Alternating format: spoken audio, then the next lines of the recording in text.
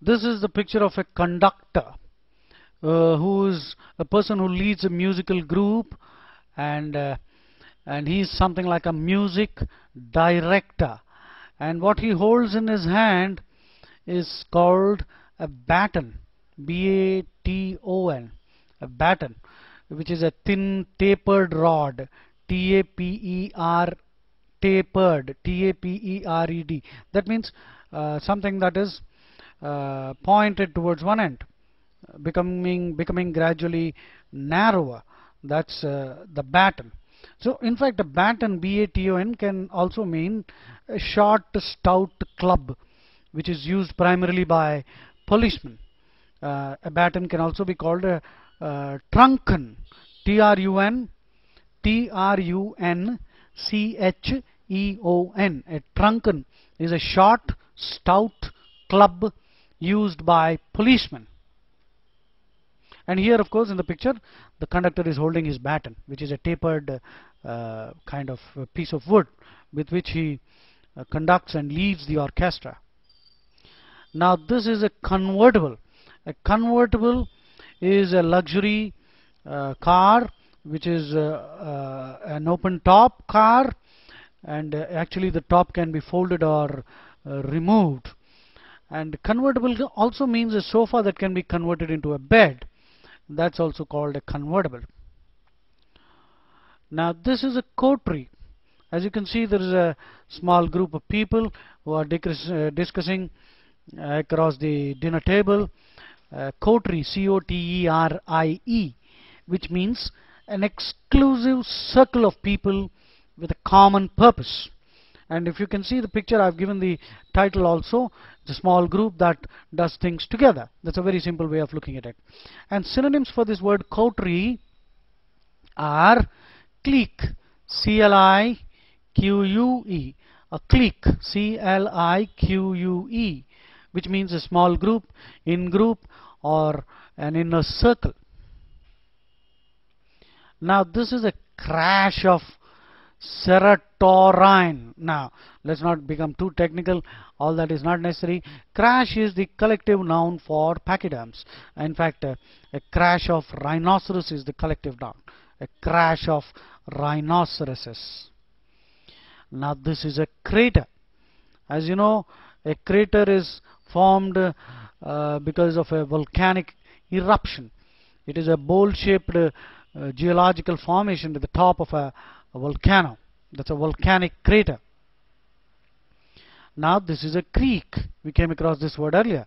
A creek is a natural stream of water which is much smaller than a river. And sometimes the word creek is used synonymously with brook, but there is a fine difference actually. A brook is B is a letter that comes before C. So it's easy for you to remember brooks are smaller than creeks, and creeks are smaller than rivers. Now this is a cupola. Cupola means a round dome. A roof in the form of a dome is called a cupola. This is actually from the Capitol. This picture is a picture of the Capitol, which means the government buildings in Washington, where the United States Senate and the House of Representatives meet. That's called the cupola. Capitol. Capitol. So Capitol simply means a building occupied by the state legislature.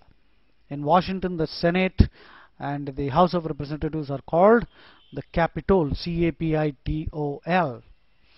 Now this is a picture of a deity. A deity means God or a supernatural being worshipped as a divinity and controlling some part of the world or some aspect of life. So God, divinity, deity. Now this is a ferry. You can see people in the ferry. They are rowing, and ferry is a boat that transports people or vehicles across a body of water and usually operates on a regular schedule. Now ferry can also mean transport by boat or transport by aircraft.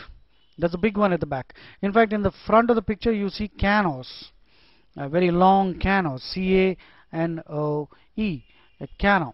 is actually a small and light boat which is pointed at both ends and propelled forwards using paddles. P-A-D-D-L-A. A paddle. A paddle is the device with which you row. It is also called an oar, O-A-R, a paddle.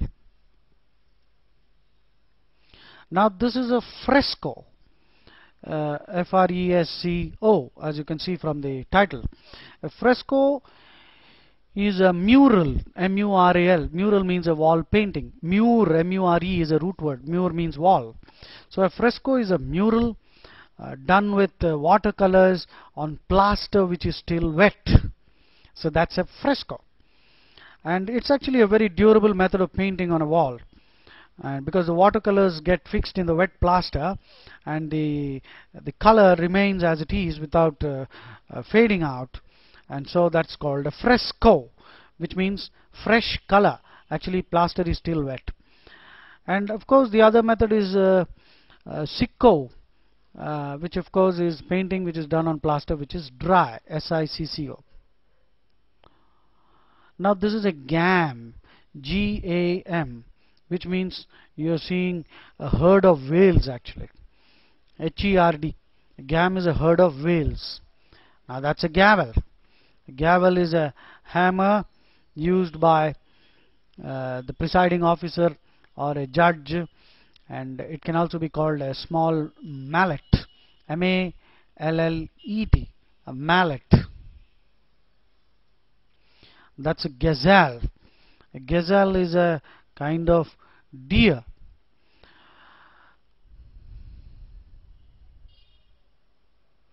Now that's a geyser or geyser.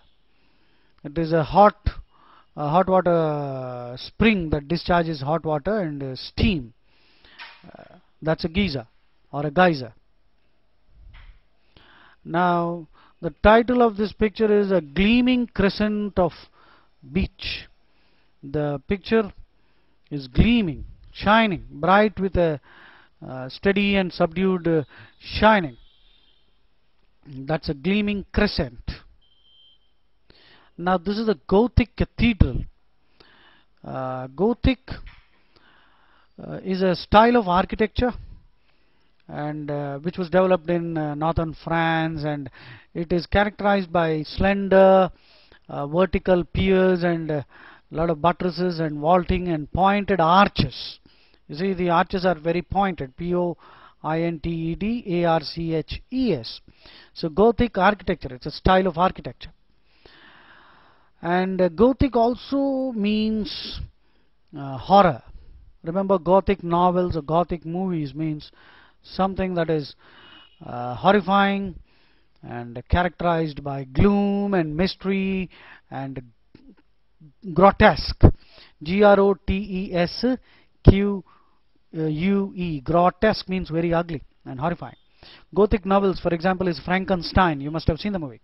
F-R-A-N-K-E-N-S-T-I-N. Frankenstein. Frankenstein means actually, that's another GRE word, mind you. Frankenstein is a monster which escapes from the control of its creator and finally destroys its own creator. That's called a Frankenstein. That's a Frankenstein. Actually, Frankenstein, if you have seen the movie or read the novel, it's the character of a fictional Swiss scientist who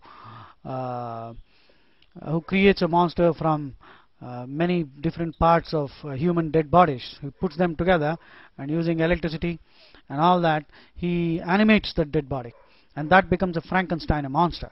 So anyway, Gothic is a word which means two things. It's a style of architecture and it also means horror.